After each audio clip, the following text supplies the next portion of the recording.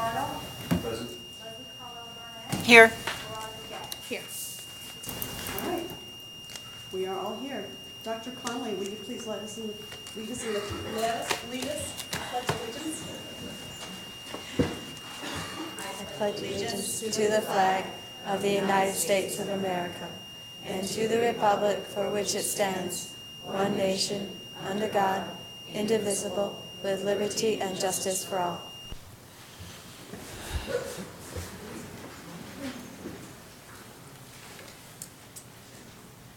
Is there a motion to adopt the agenda? So moved. Second. First is motion and second. All those in favor? Aye. Opposed? Agenda is adopted.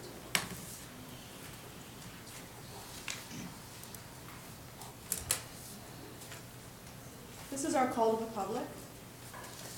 And members of the board may not discuss items that are not specifically identified on the agenda.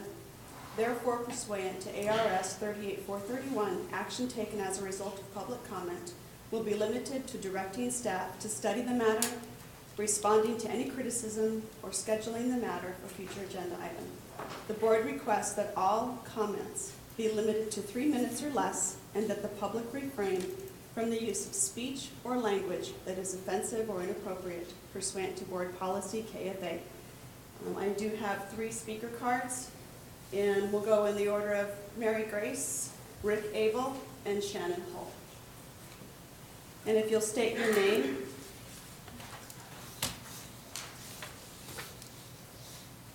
Hi, my name is Mary Grace. Dr. Chestnut, President Anderson, and members of our school board, I stand before you because I have always taught my sons to not talk about it, but to be about it.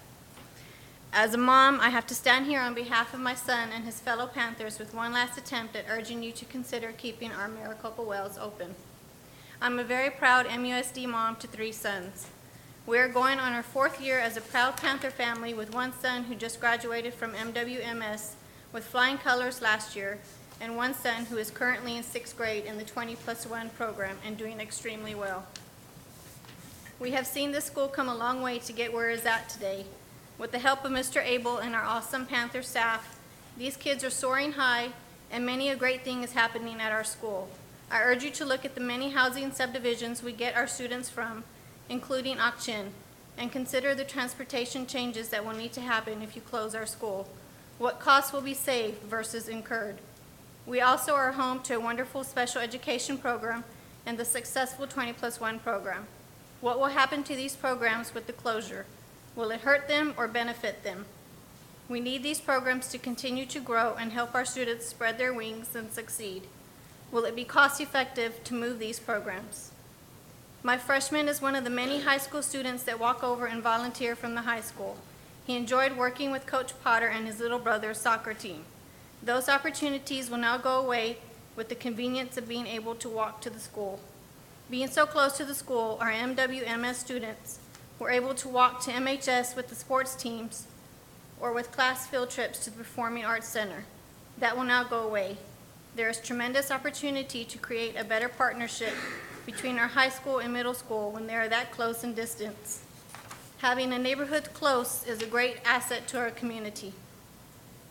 Knowing Mr. Abel and Dr. Veras, I don't want to lose either gentleman, as they both have done, are doing, and will continue to do wonderful things for MUSD. I ask that in whatever decision you make, that you find a way to enable them to be co-administrators, as they are both great benefits to our school district. In the end, after the decision has been made, we are going to have some sad students, staff, and parents who will be losing their school. I ask that you think about this as the end of the school year nears and allow them to end the school year with a bang. Also remember this as the new school year starts. These kids are going to need the support of the community to regenerate the school spirit and ease into what may be a difficult start to the new year. Please allow the new school to start the school year with a bang. Thank you. Thank you.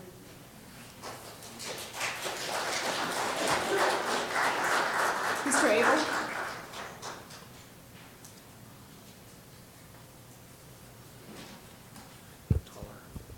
President Anderson, members of the board, Dr. Chestnut. I am Rick Abel. I live at 44176 West Garden Lane, right here in Maricopa. I'd like to start with a shout out, congratulations to the Maricopa Wells girls basketball and football teams. They both ended their seasons on a big win, or two big wins. The girls in particular, 10 straight wins, undefeated on the season, won the district or the conference championship and the tournament championship. They bring home a trophy after the break. They outscored their opposition 561 to 173 during the course of the season, and I'm very proud to say that my daughter scored 2 of those points. Defensive specialist. I'd also like to congratulate Dr. Chestnut and the board and the district for its efforts to provide a budget process and to start the strategic planning process as well in the district. I appreciate those efforts. I'm not here, oddly enough, to speak about Maricopa Wells. I'm here to talk about the proposal to close a middle school in the Maricopa Unified School District. They're both good schools. My daughter's attended both of them. I know families from each. I know staff from each. They are good schools, and they're getting better and better. The Budget Committee says that closing one of those 2 schools will save about $542,000.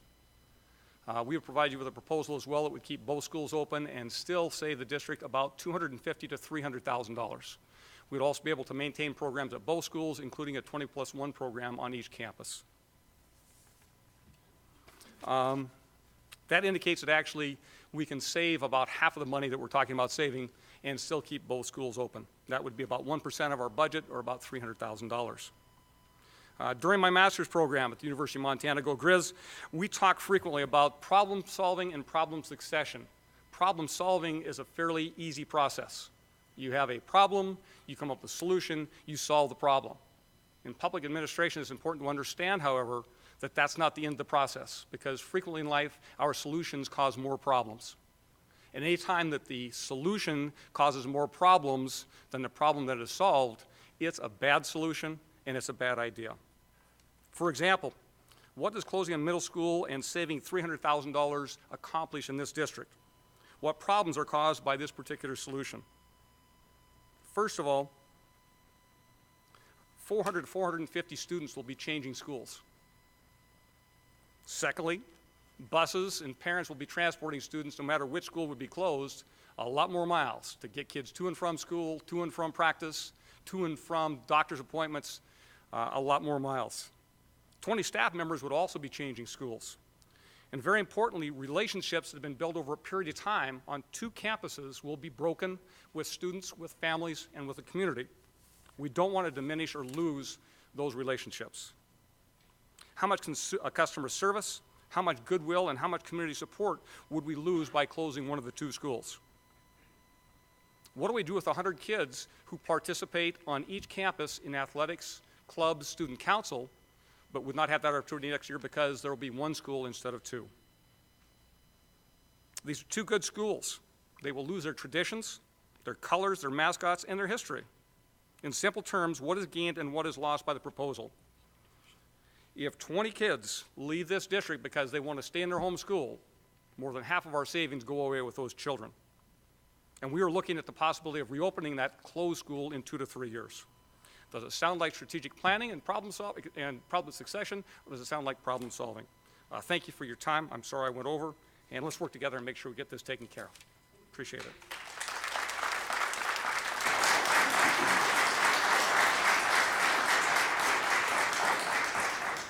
Shannon Hull. Good evening, Governing Board.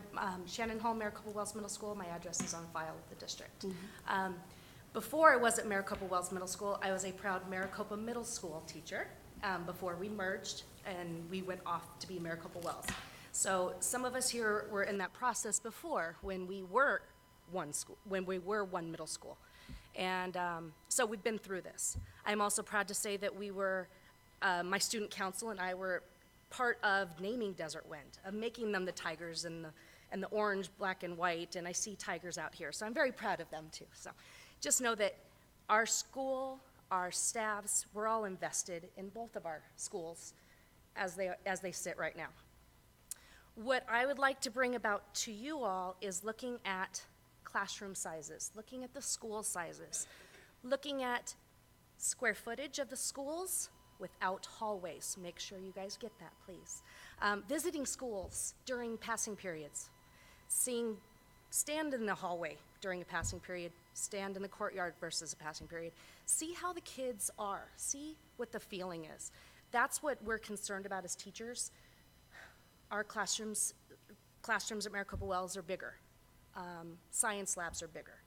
Things like that I don't want to lose kids to other districts because we're too crowded. So I urge you to go and visit the campuses, to walk around. Walk around in classrooms during classes when they're full. Walk around during passing periods. See how it is on each campus. But I do want you to know we are very supportive. We know this is a very hard decision. If we keep both of us open, it would be amazing. If we're not able to, our staffs, look at our staffs right here. They're amazing people. We can do it.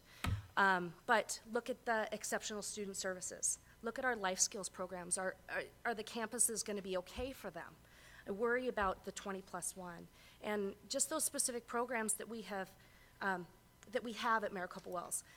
There's also a wrestling room at Maricopa Wells, and I feel that that is very imperative because we need to have that wrestling room as well. So looking at the money, I know this is such a difficult decision for you guys, and I don't envy you at all. I just want to keep our students in mind, their comfort, their safety, their welfare, and their learning.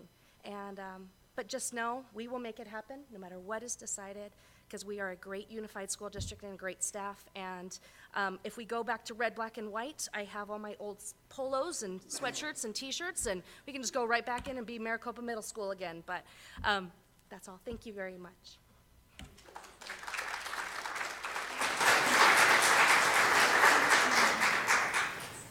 Thank you very much. We appreciate the comments. We'll continue with our closed call to public. Superintendent's report. Dr. Chestnut.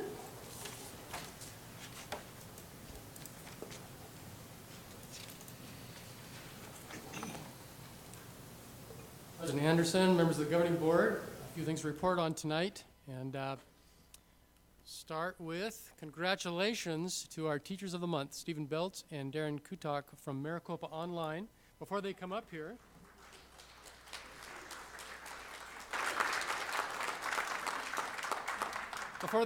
I have a few things to tell you about them. If I get the right piece of paper here. First of all, Mr. Stephen Beltz joined Maricopa Online in October, and he is well known for having good rapport with his students. And he's also quite good at working with students that are have the greatest needs academically, and that really helps him build rapport with students. He calls Maricopa Online his home, or his home away from home, and so he is one of our Teachers of the Month. Our second one is Mr. Darren Kutok. He actually began at Maricopa Online at second semester, so he's only been there since January, but he's worked in the district for a few years, so he is familiar with Maricopa Online students. He's known as a no-nonsense teacher. He knows how to hold students accountable, and he also works on building good relationships with students and having respect for them. So congratulations to our two students, Teachers of the Month, Stephen Beltz and Darren Kutok.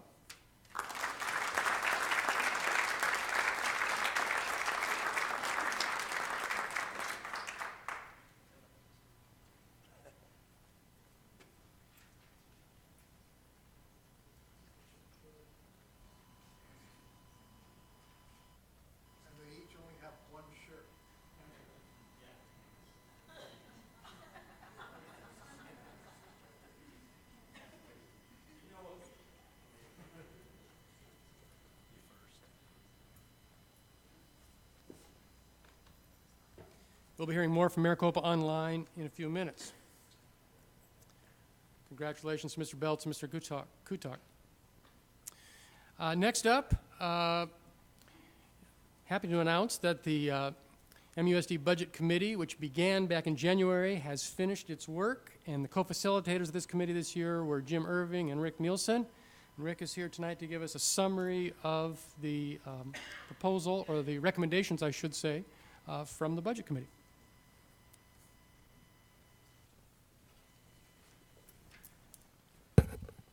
Good evening, President Anderson, members of the board, and Dr. Chestnut. It's with some angst and trepidation that the Budget Committee has come to a consensus on some recommendations that were given to Dr. Chestnut last week after our meeting on Tuesday.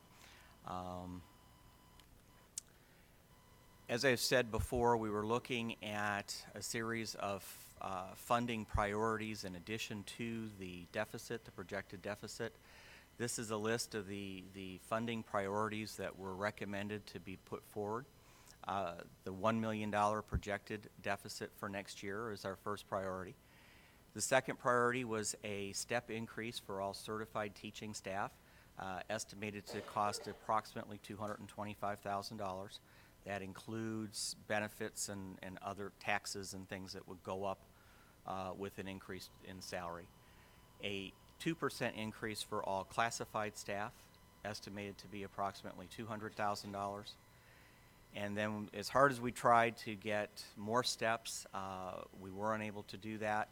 So we're recommending another 1/2 step for certified teaching staff at a little over $81,000. The total funding that we needed to find to accomplish these funding priorities was just over $1.5 million. Recommended cost reductions. As we've talked before at previous meetings, we do recommend that the district reconfigure kindergarten from all day to half day, an estimated savings of $480,000. To close a middle school, again, a savings of $542,000. Those two items combined cover the $1 million estimated deficit going into next school year.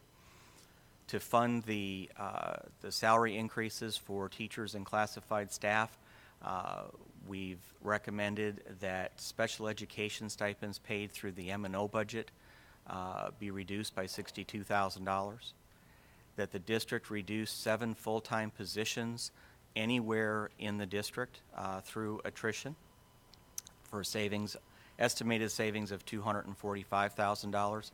That will vary greatly based on the positions that are eliminated because of the vast range of salaries. There are a number of teaching stipends that are paid out of the M&O budget. We're recommending that the district reduce those stipends by $100,000 for next year. We're also recommending that the high school lengthen its day by 1 class period. This will reduce the number of teachers needed to teach the same number of sections. The estimated savings by doing that would be about $144,000. Total reductions of $1.573 million, so pretty much balanced in that regard. Special thank you to everybody that was on the committee, Jim and myself as the co-chairs, Tracy Carey, Steve Chestnut, Patty Coutray, Karen Honeycutt, Jeff Kamarzek, Kristen McMullen, Thad Miller, Aaron Roush, Bernadette Russinello, Mike Russinello, Robin Shoup, Becky Teller, and Adrian Verdugo. Thank you very much. Many, many hours have spent with all your committee members.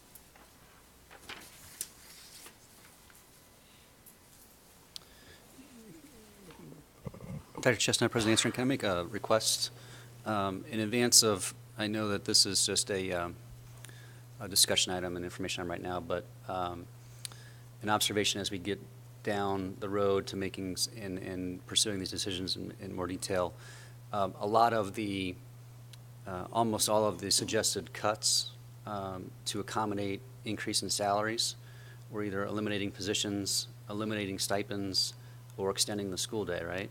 So I would request that when we do have this conversation that if you don't already have this information, if you could solicit from the staff, those who would be affected, just to ensure that if, for example, if we accepted the Budget Committee's proposal, if that's the path we went down, that is in fact what the staff is inclined to support as well. If that makes sense. That makes sense. I'll be happy to bring that back. And this will be an ongoing discussion item for several more months, so we'll have plenty of time to discuss that. Happy to do that. And just to echo Tori Anderson's comments, thanks to the Budget Committee. It was a pleasure to be on that committee, and thought that Jim and Rick did a really nice job, so thank you to them. Some more current event type stuff. Last week, President Anderson and I had the opportunity to attend the Arizona State DECA Conference, Distributive Education Clubs of America. We have a very active DECA chapter at Maricopa High School. Bernadette Rosanello was the advisor, and it was the state conference at the Phoenix Convention Center. Great opportunity, great learning opportunity for our students, and they won some major awards. We will be bringing them here to a meeting soon and tell you in detail about those awards, but they did very well in the state competition. We're very proud of them, and so it was fun to be able to attend that conference for a short time. I appreciated the invitation. On the 6th, last week, we visited Southwest Academy, and that is a picture of the school sign in front of Southwest Academy, which is in Tolleson. I have no idea who those people are. I was just proud of the fact that I could find a picture of Union Elementary School, but it is the home of a private day school by the name of Southwest Academy.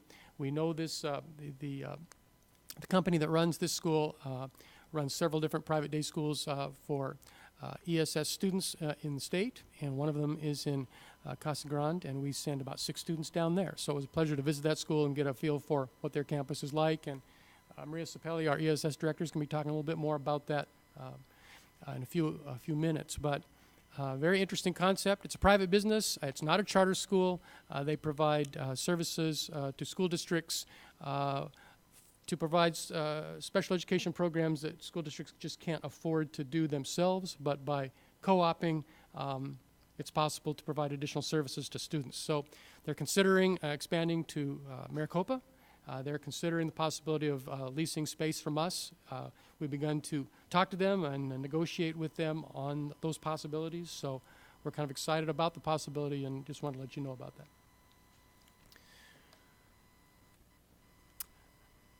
I want to let you know also that our MUSD Strategic Planning Committee finished their draft and finished their work last week on the 7th.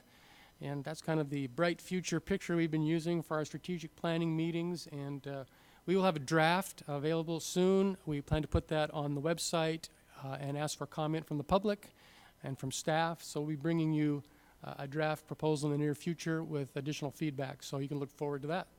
But I really want to thank the committee, and I'll be giving you a little bit more of a rundown on the members of that committee in the future. But they did a really nice job, and I appreciated their efforts. I believe we had 5 meetings, and each of them were 2 to 2.5 hours in length, and so it was a commitment. And it was exciting to see that group come together. We had about 30 people, good cross-section of the community. It was parents, staff, community members. We even had 3 high school students who just did a superb job, but I'll bring you those names at a future meeting, along with the draft report. Thanks to the City of Maricopa for helping us out with our softball tournament last Saturday on March 9th. If you will recall, Friday we had a lot of rain, and the tournament started on Friday afternoon. I believe we had 8 teams in town, and Corey Nienaber, our athletic director, had the fields prepared and everything was ready to go, but he said the hailstorm combination monsoon at about noon just pretty much wiped out the softball fields. And so he was able to get in contact with the City of Maricopa, and they were very gracious and accommodating on Saturday. I believe we got all the games in. We moved it to Pecana Park. Those fields are in much better shape. I believe there was even an event there at Pecana Park that the city had scheduled, but I'm not sure what the event was. But I know we worked around it, and the city was very helpful in making that happen. So it was just very much appreciated that they were able to do that for us on very short notice. And good work by Corey Nienaber to make it happen as well. As you will recall, back last fall, we set out a governing board superintendent work plan, and we set 3 goals. I just wanted to give you a quick update on where we are at with that work plan.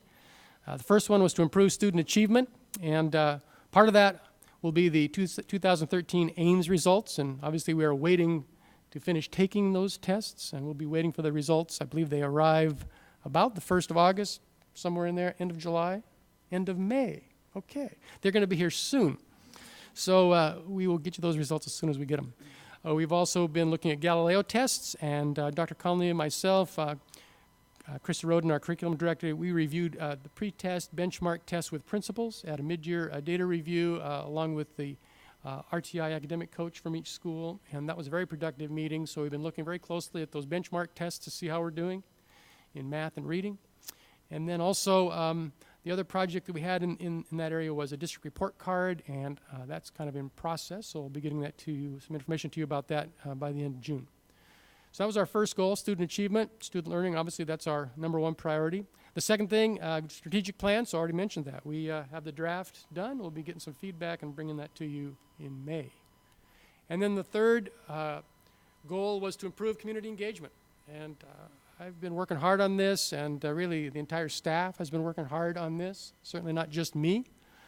I presented the MUSD annual report to staff and community last fall, gave, I don't know, I think 15, 18, maybe even 20 presentations. I've been doing a monthly column for our website as well as for inmaricopa.com.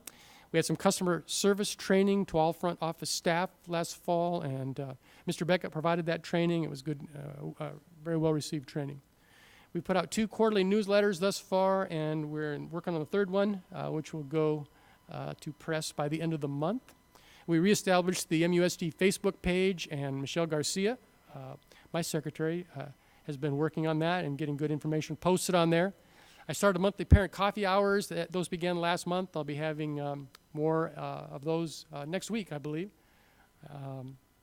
So those are coming up.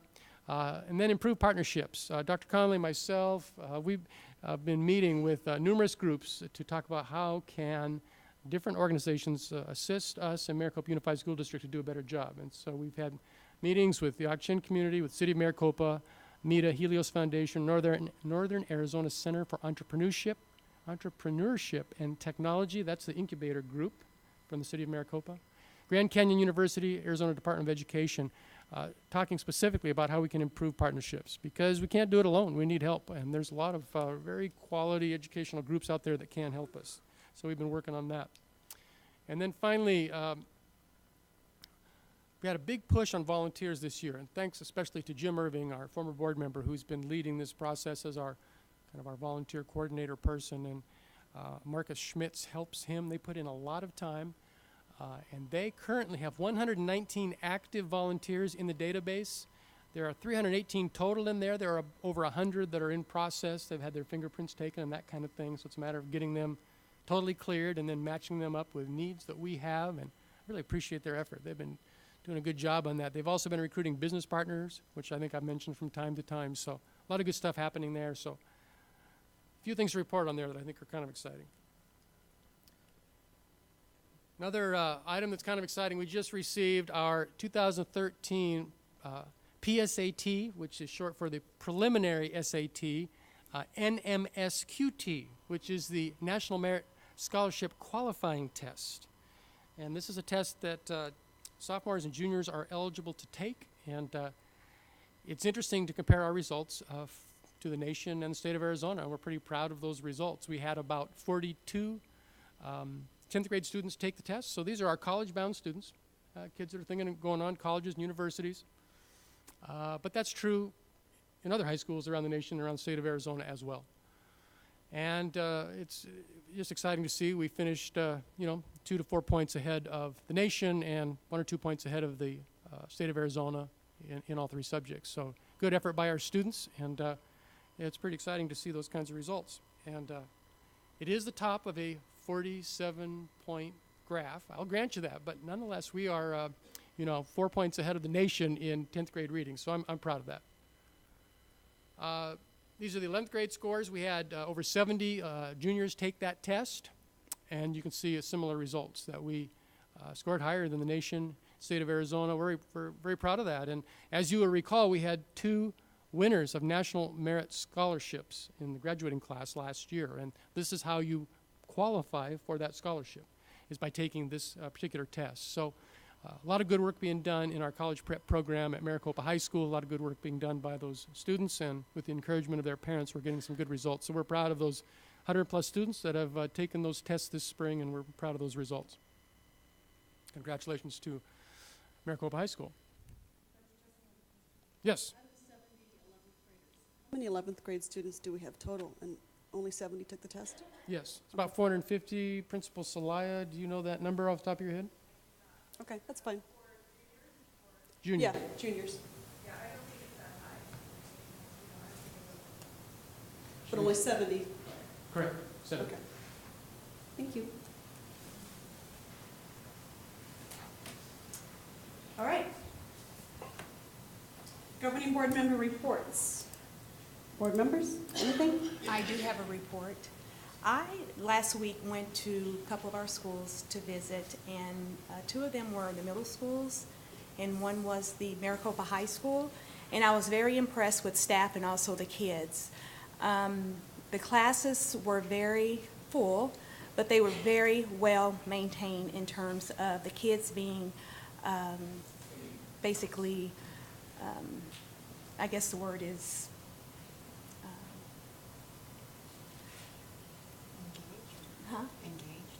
well, they were engaged, but they were also very well behaved, I think is the word that I'm looking for. And also with our high school students, I was very impressed because there was lots of hands-on, and they were also very engaged and seemed to be very proud. And also the teachers seemed to be very proud. And I did the walking through the hallways while they changed classes. So I was very impressed with what I saw.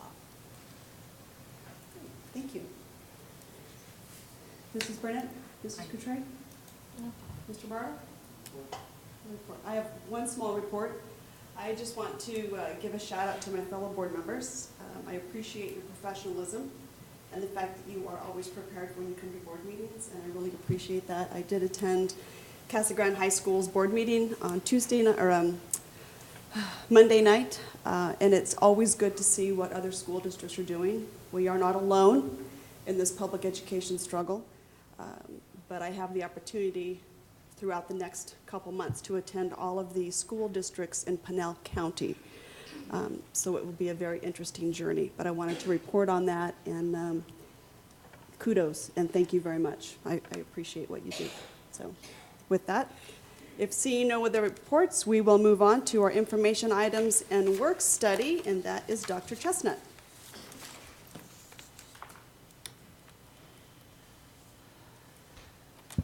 First up is Maricopa Online, and as you know, we have taken one school at each board meeting this spring and asked them to give an update on their math improvement plan. And Principal June Salaya is the principal of Maricopa Online. Zoila Beckett is the assistant principal responsible for Maricopa Online, and I know they are ready to go, so I'll turn it over to them. Beckett, who is our school improvement coordinator, and the assistant principal, Mr. Stephen Beltz, who is our teacher of, in one of the rooms, and Mr. Darren Kutok, who is in the teacher in the secondary classroom, or the second classroom, Mr. Joe Frazier, who is our counselor, and also Mr. David Foster, who is our registrar. This group of people make this possible every day, 4 days a week, I might add, and 10 to 12-hour days, 4 days a week. We'd like to talk with you this evening about math, the math scores and how we're doing in math. And it's, as you well know, and through the various presentations that we've had, math is something that's, you know, a concern for us through the state of Arizona and certainly within our schools. To give you an idea of how it works, because certainly the Maricopa Online Classroom is a very unique environment and it's not a traditional school. However, it comes to us with traditional Ames data.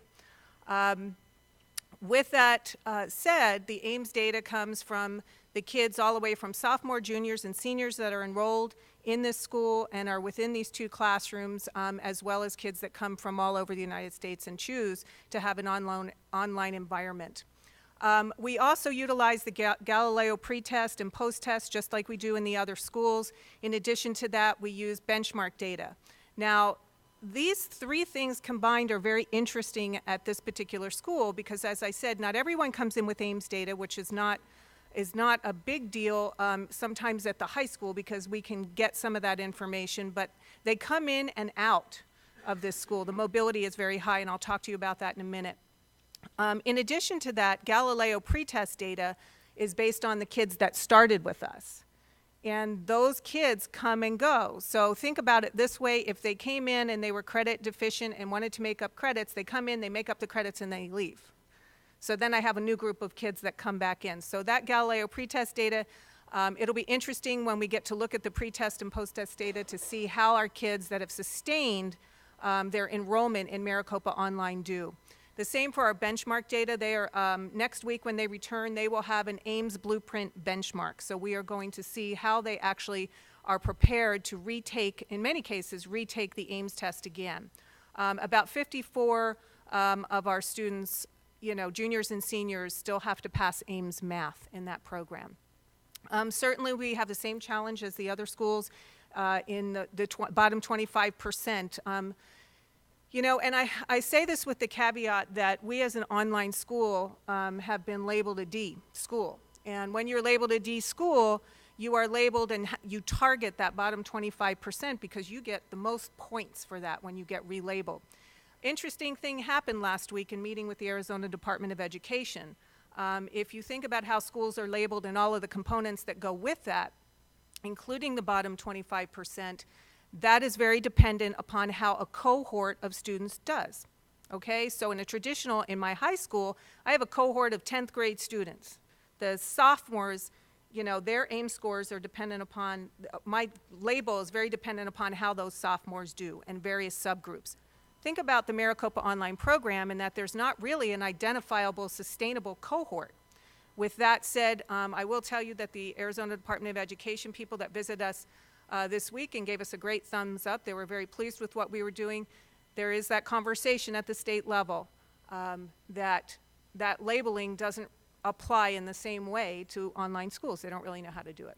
With that said, we are considering and continuing to look at the data for all of our students, particularly those that are really falling far behind, and targeting that instruction. As I said, many of our students are lacking math credits, and they also need to pass Ames. The MOL team is certainly to the rescue. They're an amazing group of people that have come together and have really navigated through a very innovative concept in a school, if you will. They've been very patient as we go through some systemic growth. Mrs. Beckett has been wonderful at having the bi-weekly school improvement meetings, which I attend, and also the curriculum director along with our staff down there. In those meetings, they look at that data. They'll develop SMART goals based on that data and how they're going to address the math concerns within certain groups. There's individual and group tutoring that goes on. We do have a tutor, Mr. Carlson, that comes in and works with our kids to work on math. I know Mr. Beltz has shown up on quite a few Fridays to be there and available so kids can work within their classes, their math classes, and there's also some weekend tutoring that's going on. We were very fortunate to get the Buckle Down curriculum, which is just preparing. It's with the Ames Blueprint, and it's very specific, so we can look at the strands of data and then go to a certain point in that Buckle Down curriculum and have the students work on that. Each student, I'm proud to say that the teachers have done a wonderful job of getting the student assessment folders together. What that means is every student in the online classroom has all of their assessment data in that folder, and they track it themselves, and we'll be looking at how they're doing with all of their testing and also their online classes. So it's something that I know that we aspired to do with 1,500 kids, and it's been a great pilot test for me to see how that's done with 130. As I said before, there's also weekend tutoring. For future progress of this program, it's been a wonderful program. One of the things that we do see, with math being our concern is, a full-time math teacher that can specifically work. The value of all of our teachers together, particularly working very specifically in math, is very, very important. And as I said with the high school presentation, getting math tutors is hard. Our teachers are all the teachers are doing everything they can every day. They're tutoring their own kids and trying to get them to tutor more kids after they're done tutoring their kids. It's difficult. It's always a challenging area. Limited in some of our resources. We are an online program, so our entire day is very dependent upon computers. And while our techs do a great job of coming out every time we need them, we see two things that would be very important. Certainly wireless, and we've talked about that throughout the district, and I know that we're working on that, and continued tech support if we continue to go and grow. We did have a dream of a laptop cart that would be wonderful, because if you've been down there, we have 2 rooms which are set up as the classrooms, and there's a 3rd room that is not set up with computers. But one of the things that we found is that when we do that small group instruction and tutoring, it would be very helpful to have laptops where you can go to different websites specifically for what their needs are in math, Khan Academy being one of them. We don't want to, it's harder to tutor in the class of 30, and so when we pull them out, having that accessibility would be very nice. As I said as well, there's a very high mobility rate in there. The great thing is that kids can come in, make up their credits, and move on. The bad thing is kids can make up their credits and move on. So we don't have that sustainability in there. Students move in and out quickly. When there's late enrollment, you know, and there's a loss of credits, we're there to help. So we are the lifesaver, if you will, for our students. And with all of that said, it is difficult to have a classroom culture established when you don't have the same kids. But I have to really acknowledge the work of Mr. Kutok, Mr. Beltz, Mr. Frazier, Mrs. Beckett, and Mr. Foster, because they have come together to really create a wonderful environment down there for those kids. This, I wanted to add to let you know that since August, 132 credits have been made up. Okay? I think all of this team is very, very proud of that number, because we are watching kids work very, very hard and diligent to get through and finish. And I've said this very often to the kids down there. I have to acknowledge how hard they're working, because most of those kids have endured some many, many obstacles in their life. And the fact that they are coming in and sitting down in that room, willing to make up credits and still forge ahead to graduate, speaks wonders to that program, to themselves, most importantly. And I've said, you know, high school can be a very easy place for some and a huge challenge for others. And so when I see 132 credits that have been accomplished with these kids this year, I know that this team is very, very proud of that and what they've accomplished. Mm-hmm. On this graph, the numbers on the left, are those students or are those credits? And of that 132 credits, how many students is that? And again, it's just like Mr. Chestnut's graphs. When we figure in this Excel, it goes to the highest number that you put in there. So it is a graph of 0 to 45. And the 45, and so it's 132 credits combined. Total. And some of the students, there would be some that maybe have completed 4, some that might complete 1. So we have to create a different graph to show how many credits per student, because they're all in different grades and different classrooms, and then some of them are taking a semester course, and some of them take a year-long course. Okay, so the numbers on the left, it's just there's no reference as to what are those numbers. Are those students or credits? They're credits. Okay. Thank you. That's all I need. That is the conclusion of our presentation. If the board has any questions, we'd be happy to answer them at this time. How many students are currently enrolled? Presently, I believe we have 145. 145? 143. Okay.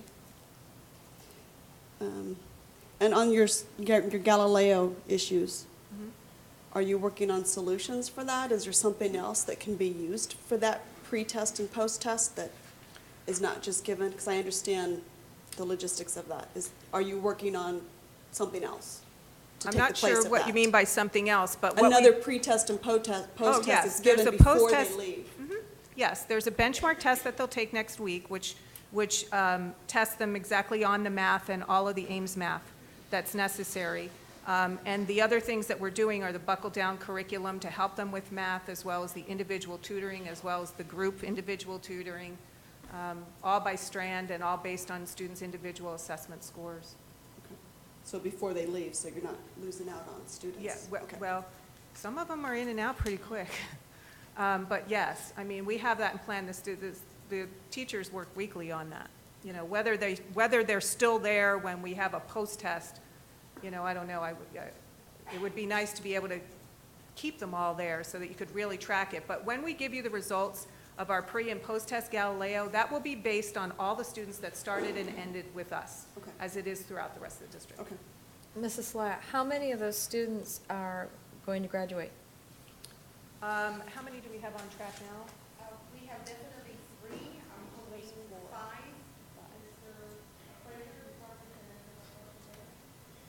We have 4 or 5 students that are on track to graduate, I believe.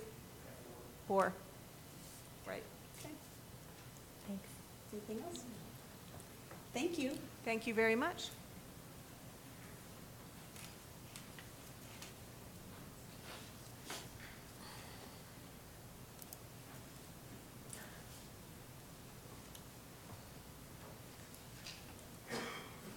Good evening, President Anderson, Vice President Coutre, members of the board, Dr. Chestnut. I'm Ember Conley. I'm the Deputy Superintendent. And as you've seen, I've shared with you our goals each meeting. And tonight we are looking at Goal 5 of our continuous improvement plan for our district, which is parent involvement. Again, as I always preface, we have a strong district improvement plan based upon our curriculum alignment, our instructional practices, assessments that align to those two, and then a system for professional reflection. Parent involvement, Goal 5, really has 3 main bulleted points. I'm going to put this in that this is one of the most difficult goals to put on paper, because there are so many ways for parents to be involved in how the partnership looks for our students' achievement and their success. So within our district improvement plan, we have a collaborative process for parents to give us feedback and to continually provide them communication.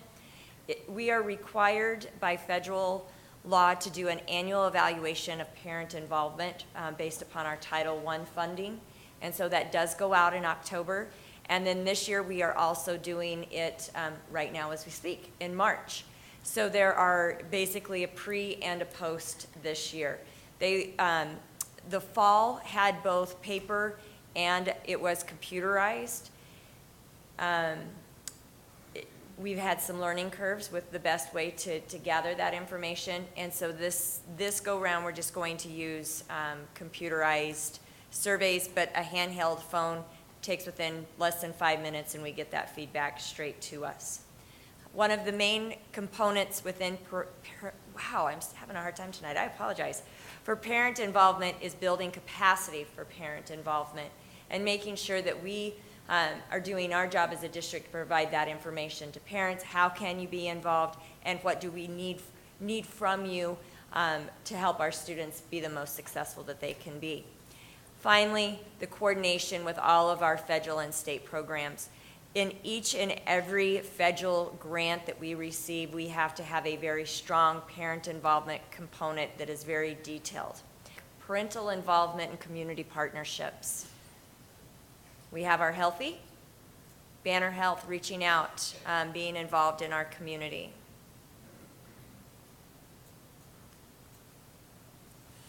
Police Department. And one of the great things about Maricopa is that we may have service organizations, but many of our service organizations are our parents. And so it's that double entry into that. Fire Department. The 911 interactive phone calls. It's a live dispatcher on the other end.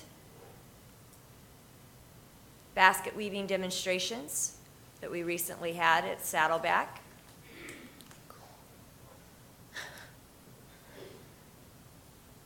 Our parents bringing in the trained therapy dogs and working with gen ed and special education students.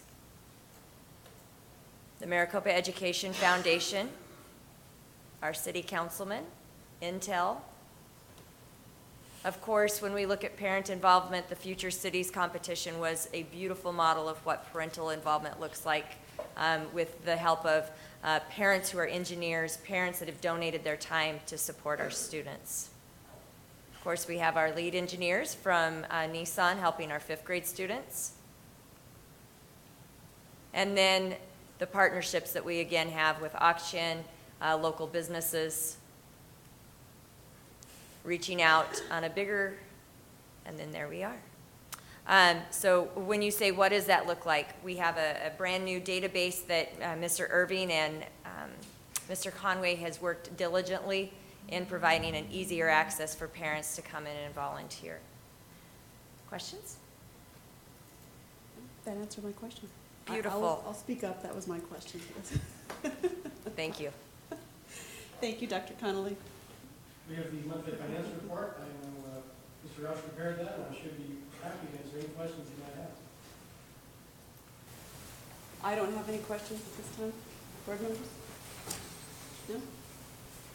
Okay. We'll move on. 5D, Dr. Chestnut.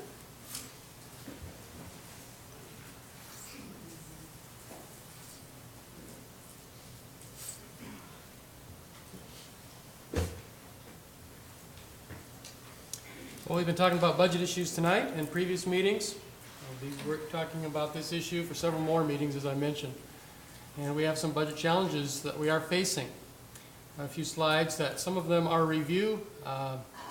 Refresh your memory, and maybe for the sake of the audience, maybe the audience hasn't been following this quite so closely, but here is our challenge that we face comparing the 2012-13 school year to the upcoming 2013-14 school year. You can see that this school year, 12-13, we will receive about $31 million in state and federal funding, and we were able to transfer in from reserve funds $2 million this year to provide the kind of program we wanted to provide. So we are working with a total budget this year of $33 million approximately. Next year, we anticipate receiving about the same amount of money from state and federal funding. The problem is our reserve funds are not large enough to be able to continue contributing $2 million. We can transfer in a maximum of $1 million, which would leave us $32 million in funds for 2013-14. So you can see that's why there's a $1 million problem. We have a $1 million shortfall at this time that we need to prepare for. There is a wild card in all of this, and that is legislative funding. It is possible the state could come through with additional funding this year. It is an unknown. It is very difficult to factor that into the planning process. The legislature typically won't finish until end of May, and we're well down the budget path by then. So we need to make plans and not really count on additional funding from the legislature. In addition, there is challenges that the legislature has because the 1-cent sales tax expired and was not replaced. And so my superintendent colleagues informed me that they think funding will probably be stable, won't be cut like it has been really for the last 4 years in many states in the nation. Public school funding has been cut because of the economy. The economy is starting to come back, but it's not totally back. And so maybe our best guess is that we will receive about the same amount of money we received last year. So that's our $1 million problem. Just want to remind you that we have had a process that we've been working through. And it takes a while to get through processes, but processes help because they give lots of people opportunities for input and gets a lot of people looking at the problem. It's a good way to gather ideas and a variety of viewpoints. So we started back on January 15th with the first budget committee meeting, and we have been discussing the budget at every governing board meeting since then.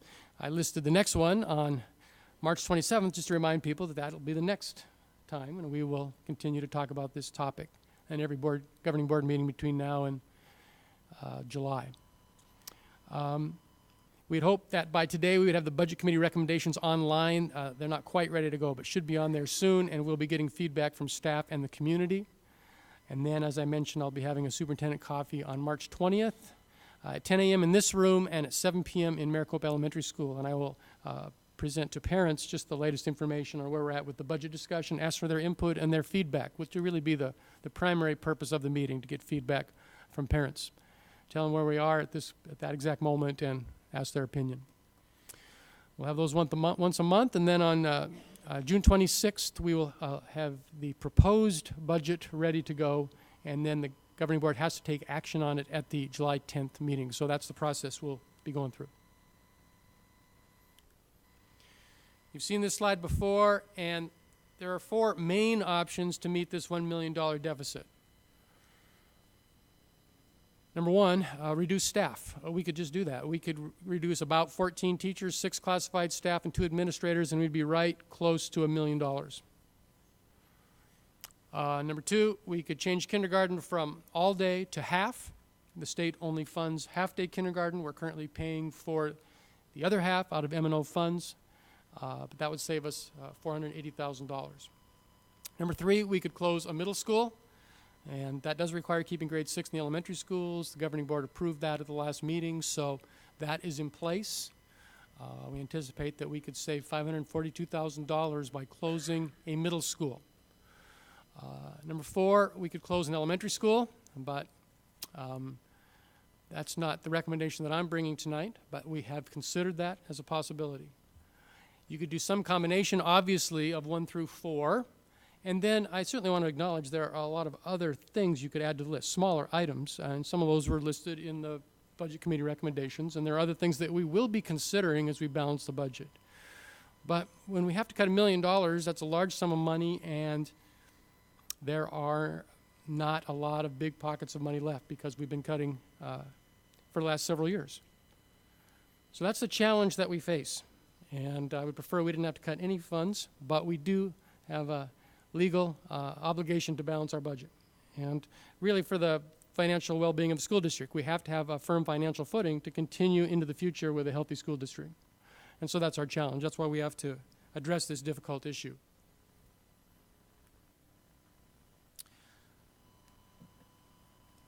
I was asked to bring a recommendation to the governing board concerning what we should do about a middle school. Should we close Desert Wind Middle School? Should we close Maricopa Wells Middle School? I want to make it very clear, I don't want to close either school. For the record, I don't want to discontinue all-day kindergarten. I'm an educator. It breaks my heart to cut programs that I know are good for kids. But at the same time, we are legally required to have a balanced budget. Have a budget that will sustain us into the future. And so we have to solve this $1 million problem. It is very clear that you could make a strong case, or you could make a case for closing either school. And I thought the speakers during Call to the Public did a nice job of describing, the advantages of keeping Maricopa Wells open, and I can't argue with any of those arguments. There are pros and cons really for each school. It's a close call. They're both excellent schools, and they're doing the right things to improve. I've been very impressed since day one. I like what both schools are doing. We have hardworking staffs at both schools. We have good principals. We have good RTI academic coaches. We're doing the right things to improve our student achievement. And they are great places for kids. And so it's very difficult to have to recommend the closure of a school. I wanted to give you a little demographic information. Current middle school enrollment right now this school year, Desert Wind 602. These are our March enrollment count numbers. Maricopa Wells 713. The enrollment next year without grade 6, if we just kept everything the way it is, we would have 399 students approximately at Desert Wind and 464 at Maricopa Wells. That means that our combined enrollment for grades 7 and 8 next year will be 863. Building capacity, and these are estimates from the School Facilities Board, for Desert Wind, 1,088, and for Maricopa Wells, 1,155. So there is capacity, obviously, at each school to put 863 students.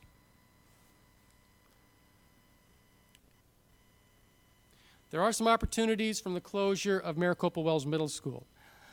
I also want to acknowledge that every single bullet item on this slide could apply equally as well to Desert Wind. That's an example of why this is very difficult to call one to the other. Number one, if we close Maricopa Wells Middle School, it would give us the opportunity to create a new junior high school. It would be a new school. It would be a grade 7 and 8 junior high, which is going to be different from a middle school with grades 6, 7, and 8. And I think it presents some new opportunities. Second bullet, the ability to restructure 2 schools that are currently at D grade. And we are working hard to improve our letter grade at every school, including Maricopa Wells and Desert Wind. But we need to continue to make progress, and that would be at the forefront of our minds as we restructure it into a junior high. How can we better meet the academic needs of our students? Number 3, third bullet, the ability to focus on 1 D school instead of 2. I think it'll be easier. I mean, we're doing a good job this year, but I have to say, to focus on 1 school, 1 junior high would be easier than 2. Next bullet, one service area for grades 7 and 8 may assist students when they transition to Maricopa High School. It can be difficult for two schools to come together. And I'm an old high school teacher, high school principal, or I'm sorry, high school assistant principal, and I've experienced that firsthand. When you have ninth graders coming in from a couple different schools, it can be difficult transition for them because they don't know each other and there's not a common culture and that kind of thing. And this may be an advantage when our students really come together as one school beginning in grade 7. And then the possibility of reopening Maricopa Wynn Middle School as a charter in the future. If we grow about 100 students and we get our 7th and 8th grade enrollment up to somewhere around 965, 975, it's going to start feeling pretty crowded at Desert Wind. And I think then we're going to have to start looking at, okay, we're going to have to move back into Maricopa Wells. I am hopeful that the opportunity to create charter schools out of our existing schools is still going to be a possibility. It currently is at this time. And I think that is a possibility that we could do that. And we could open small and then grow that school over time. And I think that could be very interesting and exciting to do. And I think it gives us some possibilities that we currently don't have. I think another possibility that's out there is that our blended learning program is very popular, and I want to make it clear because I'm not sure I always have in past meetings that we have every intention to continue with blended learning next year. So if we are at Desert Wind next year instead of Maricopa Wells, we will continue with blended learning. We will get some wireless technology out there, and we ideally will actually be able to grow that program slightly. So that would be the goal. But obviously, if we had to move back into Maricopa Wells as we started to grow in grades 7 and 8, then that would give us the possibility of maybe expanding blended learning on a larger scale into a new building.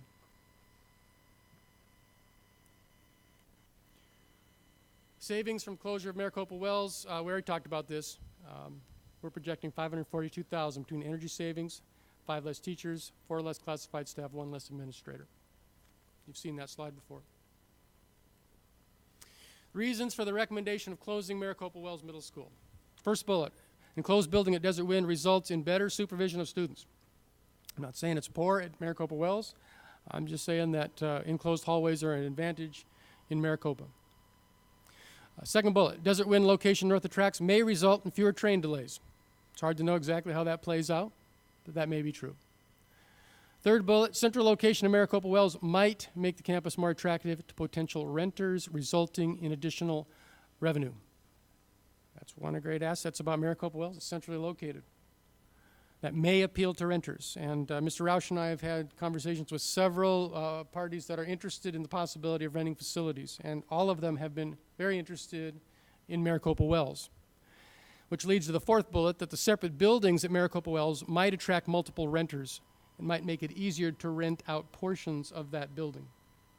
And then, in a similar way, as I mentioned earlier, as we start to move back in, we could have that combination possibly of renters and use by the school district as we expanded back into Maricopa Wells.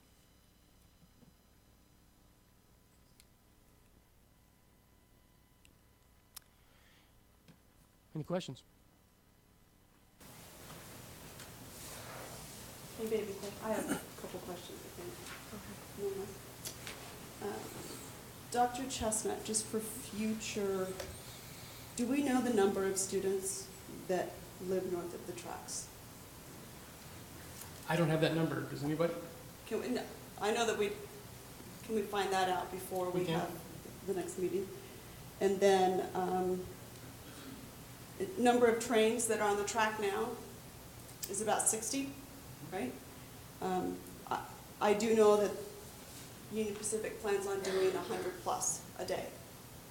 Is that same? So you have the same figures, Mr. Rush, Dr. Chestnut? Okay.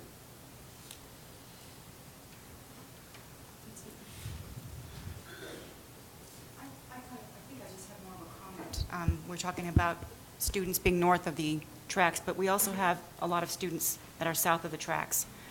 And Desert Winds is located very, very far north. If you're looking at students and people who live south of the tracks, all in those areas, they're driving much further north than, you know, as people living north of the tracks going to Desert Winds. So there's a location disadvantage with Desert Winds being so far north for those that are south of the tracks. Although I know you're trying to take into consideration, and I really appreciate this is a very difficult decision of everybody involved, and trying to look at the population, you know, who's going to be able to, you know, how to accommodate the population as best you can. You know, you talk about Maricopa Wells Middle School being centrally located. Well, it's centrally located for those south of the tracks as well. And perhaps renters might like, and although I know Desert Winds is an enclosed building and there would be better supervision and certainly control of the children and making sure that everybody's safe and in a good learning environment. However, it's just more of a comment. I'm from south of the tracks. I've lived south of the tracks my whole life, and I have to, you know, be vocal for those that are living on the southern end of the tracks. And it's just a comment, actually. It's not really it's something I'd like to take into consideration.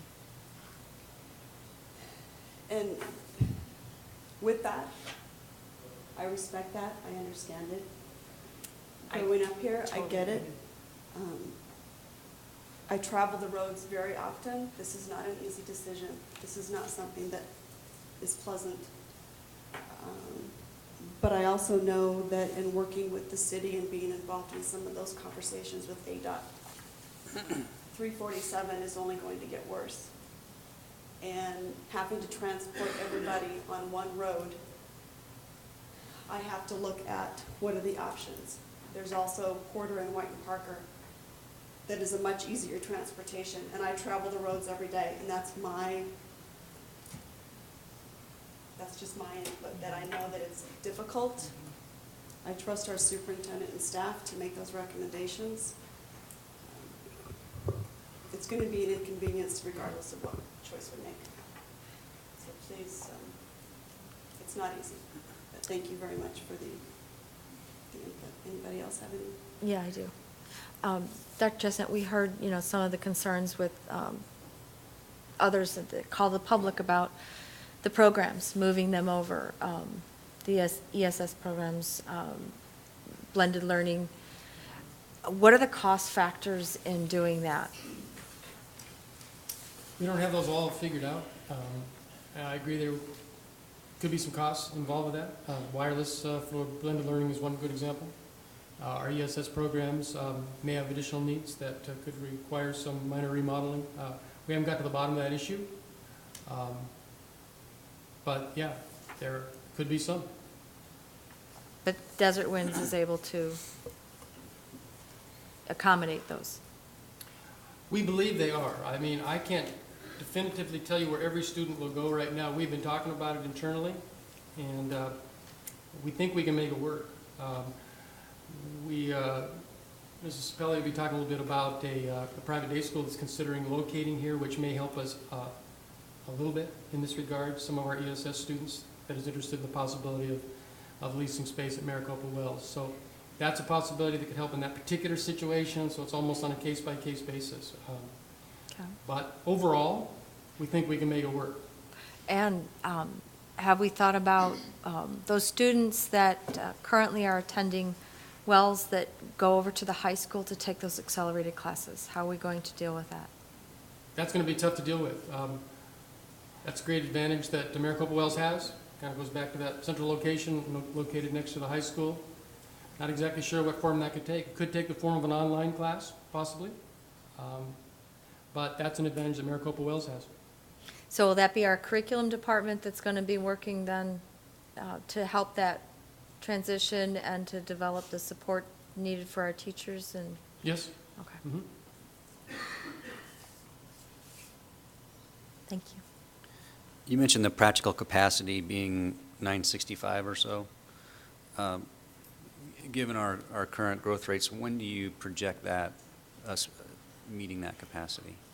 You know, that would be about 50 students per grade.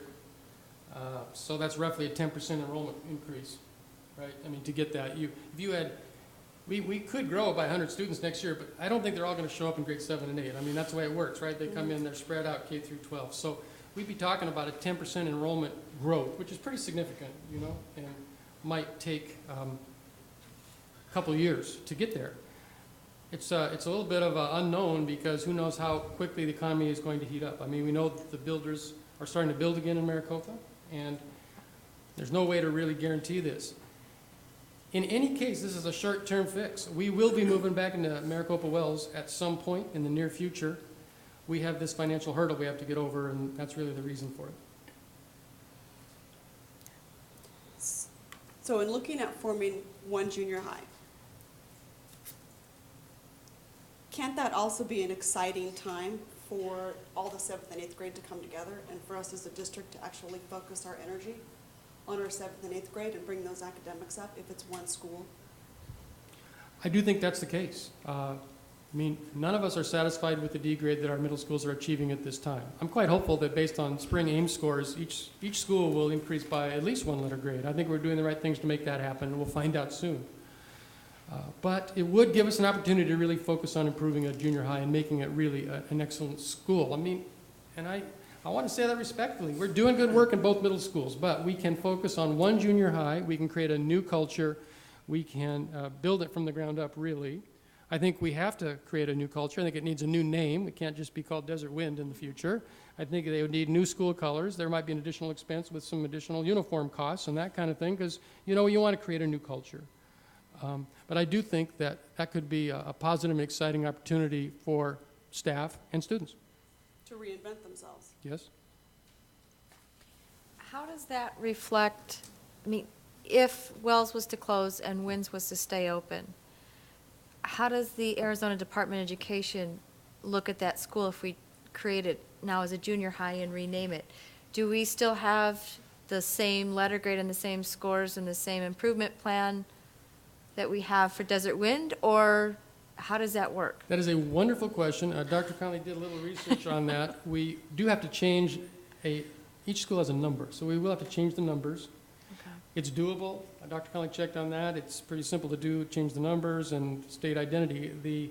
There will be some confusion, though. If we do this, we'll still end up with letter grades for each of those schools based on the Ames results from this spring. So we'll just have to explain that to the community as to, you know, what those grades are, what they mean, and what we're doing this year. There will be a transition. There's no other way around it. Okay. Thank you.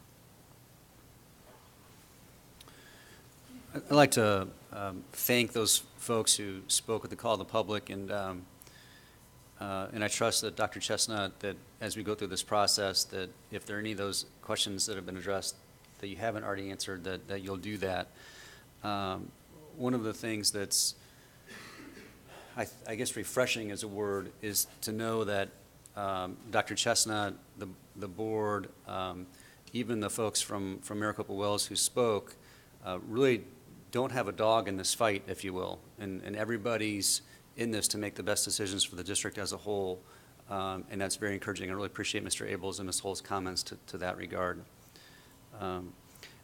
When we have our public hearing and we really get into the nuts and bolts of this even more so, I would strongly encourage folks who undoubtedly are going to be passionate about this topic on one side or the other to be cognizant of the fact that we still need to cut the budget by this dollar amount. So please, please, please bring your ideas with you on how to do that so that it's not just don't do this, but tell us what we should do and give us some other ideas because we need to have alternatives. We can't just not close a school.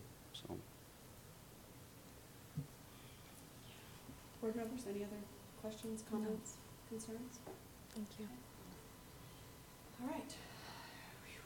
That's tough. All right, item 5E. Maria Sapelli, our Director of Exceptional Student Services, is ready to go.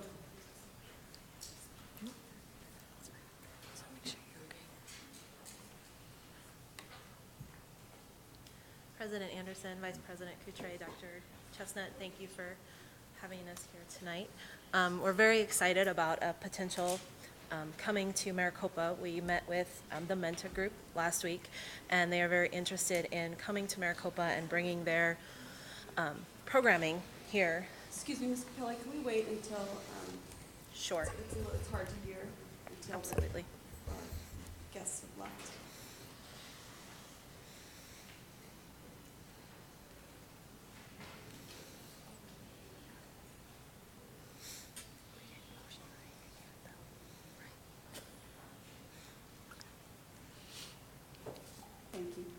Absolutely.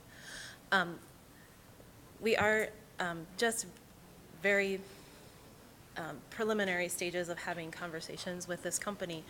But some of the things that they've discussed with us that I think could be huge benefits to our community are that they're looking to help us improve our outcomes for our at-risk students. One of the things that they offer that we don't currently have the capacity is an alternative to suspension program. And what that would do is provide us with a temporary placement to be able to put students in an educational environment when there is a discipline type of action where they need to be removed from a school campus for whatever reason, both for our special education and for our general education students. That would decrease the loss of the instructional time that they have. They would continue to be with a certified teacher in a learning structured environment. So I think that that could be a real positive for our students. They also are very big on getting our special education students back to our general education campuses. Currently, we do have 6 students attending in Casa Grande, their program there. By having them located here in Maricopa, it would be so much easier for us to be able to begin the transition back. Typically, when our kids are ready to come back, it's not a, okay, you're done, come back. We need to do that process slowly to set them up for success and to set our staff up to be able to support them the way that they need to. With them being here locally in Maricopa, it would just make that transition process so much easier, and it would really enhance the continuum of services that we're able to provide as an exceptional student services department. It also is going to then bring our students back to the community. So those students that are attending in Casa Grande, they would actually be here in Maricopa, and they wouldn't have that long bus ride. It's about a 40-minute bus ride right now, depending on when they're picked up and how the routes go. So I think that's just a positive in general, just being able to keep our students off the buses for long periods of time. We also have some students in other schools up in the valley, and Menta is willing to work with us to start developing programs to bring those students back as well, so that we could enhance and increase the amount of services and the types of services we can provide for students. And the other thing that I think would be a huge benefit to us is they have a great expertise in students with behavioral challenges and students with all kinds of challenges, and they really want to partner with us to help to provide some training for our bus staff, for our paraprofessionals, for our general education teachers. They really are looking for a partnership from us, which could only enhance the things that we're already doing. And the thing that I just fell in love with about this company and the school that we visited is everywhere you walk through that campus, they always talk about the philosophy of the 3 C's. And every student you stop, whether they're kindergarten or high school level, can tell you what those 3 C's are. They're talking about making the kids career ready, making the kids college ready, and making the kids community ready. And so they have a strong belief that every child that walks through their door, regardless of the challenges that they face, can go to college, can have a career. They start to prepare those kids for that. And sometimes the kids that attend those private day schools have lost hope, and they don't think that they can ever do those kinds of things. And this program that they've developed just really builds them up. And they work to make sure that they are ready to be good community partners and be a part of the community that they live in and be good citizens. And they provide the support for those students to get out in the community. And so I think with that, there's a potential for some economic development here for Maricopa as well, because not only would they be looking to partner with the school district, but they'd be looking to partner with our local businesses and helping to get some of those high school students employed and out in the community in a positive way. So that I think all in all, it could really be a positive benefit to our community. So I hope that when they get some more numbers and kind of start to finalize things, that it's something that we can truly consider making a strong partnership with them. Did you have any questions? Okay. Participate in this program, the ones that will go to that school, are they then no longer students of Maricopa? How does that work funding-wise? They're considered what we call tuitioned out students. So they are still Maricopa students. They still belong to the district. We just pay a tuition rate to the schools for them to attend there. I try to stay very involved with our private day schools. I try to visit at least once a semester. I'm in communication with the principals pretty regularly, if not monthly, biweekly, just to keep track. And the IEPs and everything for those students do fall on us. And the ones that maybe are there for behavioral reasons, how do they do the testing and the tracking and for the grades, for the growth of those students? Is that MUSD or is that them? They, currently, because they're their own entity, they have their own programs. I know they do use the Read 180 program. They do all of the tracking, and we can always ask for any kind of data. They always will provide us anything, whether it's behavioral or academic-based. If they're looking to partner and come with us, they would hope to be able to tap into some of our curriculum so that we could start to mirror and do some of those things so that when our students are transitioning back and forth, that it would be a smooth transition. So I know that that's something that they would be interested in looking to But partner isn't with every us. student of MUSD has to take those tests and they have to be, that's what our aims. They do take aims. They take aims through They do. that? All right, Mhm. and then those scores are They come combined back into to us? All right. They do Thank come you. back to us. You're welcome. So would they be leasing space from MUSD? Is that, if you bring that curriculum to school here, possibly? I believe that's what They're they're, going to relocate? Is what they're- I'm hearing is. preliminarily, that's what they're telling us. I don't know that we've gotten that far down the road to have that Because kind you're of. saying it would keep our students here, so that means that They they would want be to move here. relocating their school here. or it Correct. sounds like One of that's- their schools here, yes. No, I'm just interpreting that from when you said keep our Yes, students sorry. here. Yes. Okay. They would like to be in the Maricopa community. And just to be clear, it's their decision, really not ours. They've started preliminary negotiations, so it's a private company. We're talking to them like we are with a couple other entities that are interested in leasing space if we have a vacant school. And that's what we're talking to them about. They'll have to make a financial decision based on rental rates and that kind of thing. Do you know how many students we have that go to Phoenix? I know you said there was 6 that go to Casa Grande. How many do we have that? I have 5 that currently go to Phoenix, Okay. well, the Tempe area. Would all those students then be able to participate and be students of this school?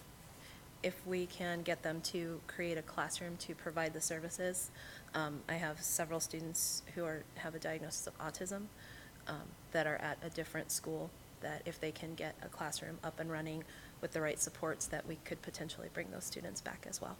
And they have the capability of doing that? They do. They have been partnering with a woman by the name of, I'm blanking. Sorry, I'm blanking on her name, but it's one of the leading experts in autism. That's one of the areas that they were really struggling with, and so last year they partnered, and they've been bringing those programs kind of up to speed and revamping what they're doing. So they've been very responsive to district needs and really looking to provide whatever they can for students and districts. Okay. Thank you. You're welcome. So the cost to MUSD is whatever we're paying tuition now, correct? The advantage is they would be within our own community and be able to be a little bit more involved Correct. And not transported? and not And not transported on the bus for 40 out of minutes. their community, right? Correct. Okay, Okay. sounds exciting. I'm excited. I think it would be a wonderful thing. So, thank you. Thank you. Do the half day and it's a tuition base for the other half. Is it really a 5-day full, for that second half, that tuition base? Because elementary schools have that early release. So is it really, are they really going then a full 5 days? Or, I mean, because really, if you're going to split it, what are you going to do? They only go 2 hours or 1.5 hours on a Wednesday? And I've had that experience in other districts, and we make sure we split the time equally between the morning session and the afternoon session. It's the best way to explain it, and so the calendar would have to be adjusted because of that reason. so it still would be, it would still be the full 5 days, not just the 4 full days then? If they were- Correct. You maybe have morning students come in on one week and then afternoon students the next week, something like that. Okay. But you would equalize the time, not necessarily the days, if that's permissible in the state of Arizona. We haven't got that detail completely worked out. Dr. Conley, do you have any additional information on that? I do not. Okay. Well, it was just, it was a couple of inquiries from some parents that had that question because they're they're looking at where they're going to send their kids to kindergarten and. Are you referring, just to clarify, so you're saying exactly like we have right now, that would be considered, if it was tuition-based, full day, it would be exactly like it would be now, like it is now, where they have the early release Wednesday at 1 o'clock. Right, but what about those students that are not participating in that tuition-based, that are only going for the half-day? So do then they go to school from like 8 to 9:30 and they're done? There are different models. I know when we had it before, it's 2 different ways. everyone was here until half-day, when everybody else was released. And the next year, they did, the morning crew came in the morning, and then the afternoon crew came in the afternoon, and they split it in that half-day. I have a question. So you have a half-day session and then an afternoon session, okay, and that's for half-day kindergarten. So if a parent wants to pay for their child to be in a full-time day, and you've decreased the teachers, and now you have, say, for instance, your child, you're a parent who is paying for half-day kindergarten, your child is going there, and I don't know how this works, I'm just asking. Your child is going in the morning, I'm dropping my child off, and I'm paying for the rest of the half-day of tuition, so my child can be in there all day. Then you get the second half of the children coming in, while my children and maybe other parents' children are there too. So now you have more kids in the classroom. Is that going to cause some crowding in the classrooms with kindergarten with less teachers? I'm just asking. Yeah, we'll have to work out the schedule. Half-day kindergarten is pretty common. In my previous district, that's where we had it. So we had, for the free portion, we had morning sessions, we had afternoon sessions, and you would probably have the same option for tuition-based also. It would depend on the needs at each school. Might not look exactly the same at each school, but it'll be something like that. Okay. So it wouldn't be an issue with kids being, too many kids in one classroom or, No, in fact, we should utilize fewer classrooms probably because we know we won't have 100% of the students wanting tuition-based. Okay.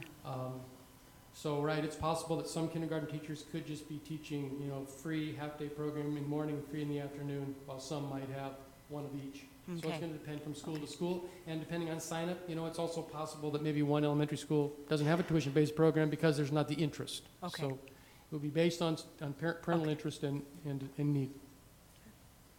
Thank you. Any other discussion, questions? Motions? I move that we approve item 7B of providing free half-day kindergarten in 2013 and 14. I'll second. Okay, we have a motion and a second. Any last-minute discussion before we vote? Nope. Okay. All those in favor? Aye. Opposed? Motion carries. 7C, discussion and possible approval of providing tuition-based half-day kindergarten for students attending free half-day kindergarten for the 2013-14 school year. Dr. Chestnut? I just happen to have a few slides on that topic. To review, a little tuition cost comparison for half-day programs in Pinell County range from $125 a month to $250 a month. It's interesting that some elementaries do not provide certified teachers, but parapros. Parapros are great, but certified teachers are better and more highly trained, and we would be providing certified teachers, obviously, for our tuition-based programs. And we do have some competitors with free all-day kindergarten, and I do use that term affectionately. We don't mind having competitors, and some of them are charter schools, and then Chandler and Kyrene do have free all-day kindergarten at this time. We talked about cost estimates for tuition. So remember, we have to cover $24,000 in half-time salary for a teacher, plus about $4,000 in indirect costs. So that comes out to $158 per day per student, assuming they were averaging 22 students. So that's $7.21 per student per day, and we're talking about 180 school days. So if we shoot for a class size of approximately 22, that's $1,298 per year. If you divide that in 9 months, because we're only in session 9 months, it'd be kind of difficult to collect tuition in, June and July when we're not in session. $145 a month. That would include bus transportation, and it works out to a pretty good rate of about $202.42 an hour. And as I mentioned, the Move On and Reading funds are going to be factored in there as well, but we just haven't done that at this point in these calculations. So, let's see if I have another slide. I don't. To cover our direct costs and our indirect costs and average approximately 22 students per classroom, we would need to charge $145 per month in tuition. And that would be my recommendation. Okay. Discussion? Or motions, questions? Mr. Bartle? I'd like to make a motion that we approve providing tuition-based half-day kindergarten for students attending free half-day kindergarten in 2013-14. I'll second. Question or discussion? Do we need to set the price in this motion, or is that to be taken care of later? Dr. Chestnut? I think that it could be in the motion either way. I think you could approve the price, or you could delegate that to administration to roll that out. Okay. But if you delegated that to me, that's the price that I would publicize to parents. I think he's made it very clear that the intent is to have this be not be a profit center, and to minimize the impact on parents. And I applaud that. I would, however, leave the nuts and bolts of that decision to administration. And then that way also, if there is some unforeseen change that needs to happen, he can do that, and we don't have to have the board involved in that process. Is it the board's responsibility to set those fees? It's the board's responsibility to direct administration to make something happen. It would be totally permissible for you to put the price in the motion, or to delegate it. Okay. I just leave it the way it is. I agree with Mr. Yeah. Bartle in letting that be an administrative issue. So we have a motion to approve tuition-based half-day kindergarten, and we have a second. Any other discussion? Okay. All those in favor? Aye. Opposed? Motion carries. All right, 7D. Discussion and possible approval of date and time for the governing board to hold a public meeting to consider closure of Maricopa Wells Middle School beginning with the 2013-14 school year. Notice will be given to the public at least 10 days in advance of the future meeting, where reasons for and against the closing of the school will be heard, and the governing board will vote regarding the closing of the school. Discussion? Just clarification. By approving this motion, or this item, we're not officially saying that we're closing that school. This is just the motion for the hearing, correct? Right. Correct. And just further clarification, because it's not really clear in this agenda item maybe, and that is to set the time and date. And my recommendation, I think you saw previously, was that we go with our regularly scheduled board meeting 2 weeks from tonight on the 27th, 6 p.m. At that board meeting, Dr. Chestnut, there was, a lot of questions brought up and putting the plans in place. Will they be available for parents and community members to look at, like, what we're going to do with some of the issues that were brought up as far as, the accelerated learners, the programs, because I know that that's weighing a lot on a lot of the community members and parents, especially of students at both schools. I think it's a really good point. We will do our very best to provide as much information as possible. I can tell you, though, that we won't have every answer to every question, but we'll do our best and try and give an outline on the major issues. But this public meeting makes it possible for those parents and community members to come forward with possible questions and concerns, so that staff can find the answers, so that the board can be informed. Because there may be questions out there that we have not thought of. So the public hearing,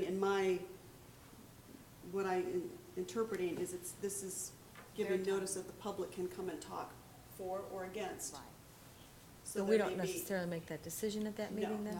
No, this is just the Just hearing. the hearing, okay. Or the public meeting. We're making an official announcement that there will be a public meeting talking about this, and this is your chance to come and talk to the board. Is that, am I clear? That's correct, yes. Leslie's right, at the bottom It of, just says it will vote that night, like, that's what I'm getting the impression, that we're gonna be voting that night. So if there's people coming to voice their concerns and maybe there's research that needs to be done, you can't do that night. We'd want to have an informed decision, correct? So, you cannot hear that at all? That's okay. Can you hear me now? Okay, I'm sorry. I was just saying that, it's saying that the governing board will vote that night and on this agenda. And if there's people that are wanting to, voice their concerns or have questions, or there may be some data research or some sort of analysis on all of this stuff, we wouldn't be able to make an informed decision that night if we can't answer their concerns or their questions when they're voicing their concerns that night. Then we could motion to table that vote. Okay. There's always that. Just want to make sure Yeah. everybody has an You opportunity can always to- motion to table that vote, but I think we need to give the public notice that this is something that is being thought Oh, about yeah. so that people can come and have time to talk about it. Oh, sure.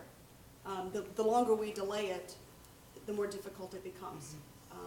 The conversations need to happen. It's not pleasant. But I also don't want to run into people creating sidebar conversations without the facts. Absolutely. Yeah. Yes. So, But just to be clear on that, I mean, we gave 10 days' notice on this meeting, and we Yes. informed every middle school parent by Connect Ed. We had it on multiple other sites so that people could be informed about this. So, I mean, we tried to get the word out about tonight's meeting as well. I think the communication's been very great. It has, throughout all of the communications that have been taking place with this. Thank you for that. okay, any other discussion or motions or possible dates for the public meeting? Now, I do have a question. Does that public meeting, do we need to, by state law, allow for 1 hour? Or is it whoever's here gets to speak? What's the time frame? Right. The law is specific on this. When we're considering the closure of a school, we have to allow a minimum of 1 hour of public comment. Okay. And so, right, if there's, and the law even says you have to divide the time between the presenters. So we need to have a rough idea of how many presenters at the beginning of the hour, and if there's 30 presenters, they each get 2 minutes. Or if there's 5 presenters, they get 6 minutes. So, is that the right number? I don't know, whatever the number is, 12 minutes. 10% gets. You divide it into 60. So, anyway, that's what we have to do. Okay, I just want to make sure. So if we had it at our regular board meeting, would it be part of our board meeting during call to the public, or is it something that we schedule the hour before and then schedule the board meeting afterwards? I'll double Can I- check. Go ahead. I'll just say, can I suggest that you guys get with the attorney on that as you do with the language, and we'll figure all that out with the semantics of what that agenda looks like. Right, but if we're going to pick a time and a date, we need to know, are we going to do it for the board meeting, during the board meeting, after the board meeting, or the next day? I think See what that's I'm saying? my recommendation would be 6 o'clock, 2 weeks from tonight, regularly scheduled board meeting. That should take care of it, I think. We can work out the details with the attorney, as Scott suggested. Okay, any other questions, motions?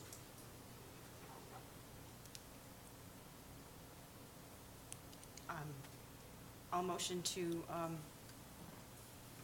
have the board meeting 2 weeks from today.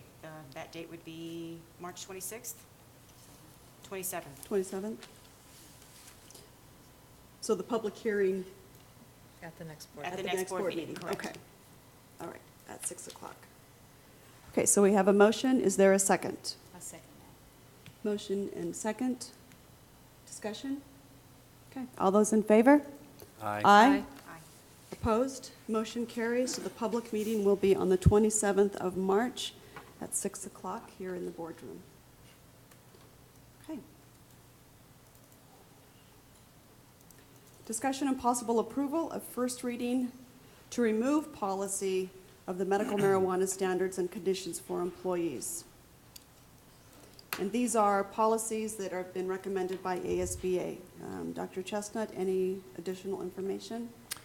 Right, it's not very often we remove a policy, but this is one that is being recommended for removal by the Arizona School Board Association. And just as President Anderson mentioned there, all of these are policies that are currently in place and are just really up for routine revisions based on input from Arizona School Board Association. Okay, any motions or discussion? I move that we approve removing policy G0300GBAB. I'll second. Okay, motion and second, discussion. All those in favor? Aye. Opposed? Motion carries. 7F, discussion and possible approval of first reading of updated policy G1000 GBECA, non-medical use or abuse of drugs or alcohol. Dr. Chestnut, any additional information? No. I have a suggestion for improving this policy. Okay. It's currently entitled employee drug use or abuse or possession. And given the context, I think it provides no added value to reference the abuse of drugs when use is enough, and don't want to have, I don't think there's any need to have any sort of inference that the abuse is the issue. It's any use is in violation. So I would suggest that we change it to read employee drug use or possession and reflect the same in the content of the policy.